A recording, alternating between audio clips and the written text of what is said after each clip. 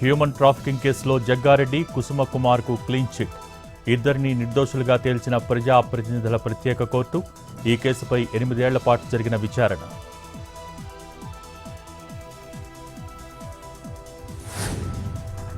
బీసీల అభివృద్ధి విషయంలో చిత్తశుద్ధితో ఉన్నాం. ఉప ఎన్నికలో నవీన్ను గెలిపించామన్న మంత్రి వాకిటి. బీసీలపై కొత్త ఆలోచనలతో వస్తే స్వాగతిస్తామని వెల్లడి.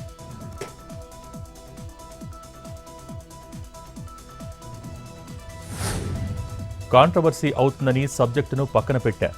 రిజర్వేషన్లు 50% మించితే చెల్లవని సుప్రీం జడ్జిమెంట్లు ఉన్నాయన్న తలసాని. హైదరాబాద్లో తన అల్లుణ్ణి గెలిపించినందుకు సంతోషమని వెల్లడి.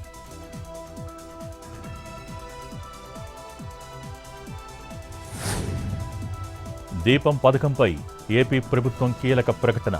స్కీమ్ కింద ఇచ్చే ఆర్థిక సహాయం ఎల్పీజీ నుంచి పీఎన్జీకి బదిలీ చేసుకునే ఛాన్స్.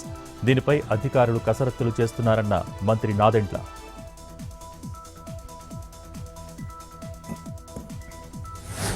రాజధాని అమరావతికి చట్టబద్ధత కల్పిస్తూ ఏపీ కేబినెట్ తీర్మానం. చట్టబద్ధతకు సంబంధించి ఎల్లుండి అసెంబ్లీలో తీర్మానం. తీర్మానాన్ని ఆమోదించాలంటూ కేంద్రానికి పంపనున్న సర్కార్.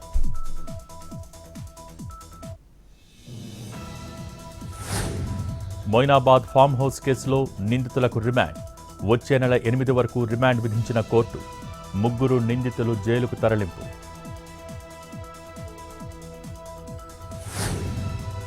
విజయవాడ టెర్రర్ లింకుల కేసులో మరొకరు అరెస్ట్. కేసులో A4 దిల్కాష్ను అరెస్ట్ చేసిన పోలీసులు. బీహార్కు చెందిన దిల్కాష్ నీట్కు ప్రిపేర్ అవుతున్నట్టు గుర్తింపు. టెర్రర్ లింకుల కేసులో 6కు చేరిన అరెస్టులు.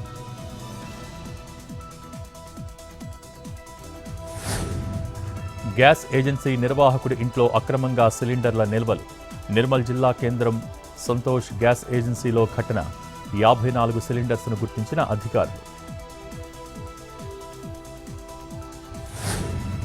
ఖమ్మం జిల్లా విఎం బంజరులో రోడ్డు ప్రమాదాల నివారణపై అవగాహన.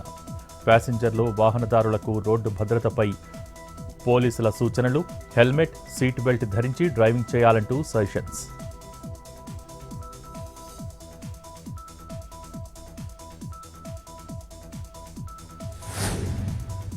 శ్రీకాకుళం జిల్లా మిలియాపుట్టిలో వడగళ్ల వర్షం. మండలంలోని జాడుపల్లి, తూముకొండలో జోరు వాన.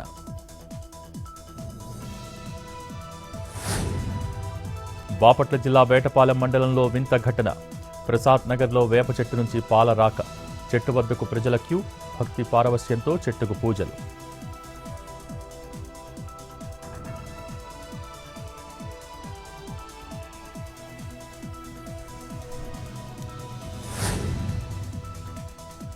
చమురు కొరత వేళ మోడీ కీలక సమావేశం.